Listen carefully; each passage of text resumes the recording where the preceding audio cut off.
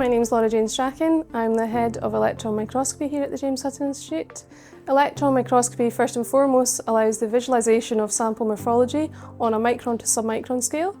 In conjunction with Energy Dispersive Spectroscopy, or EDS, it allows the visualisation of the morphology, and the EDS allows the elemental composition of the material being analysed.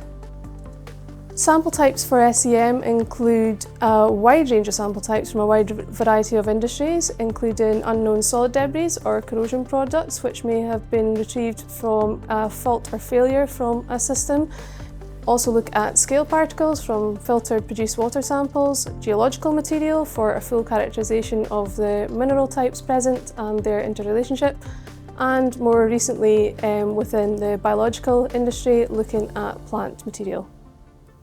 So the limitations to the technique mainly are the sample size. This is due to the chamber size. So sample size limitations are around 5 to 8 centimetres cubed. Conversely, the smaller sample types, we can look at a few grains.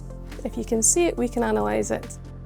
Liquid samples, although not possible by conventional, are possible by cryogenic SEM analysis, which we also have capabilities for.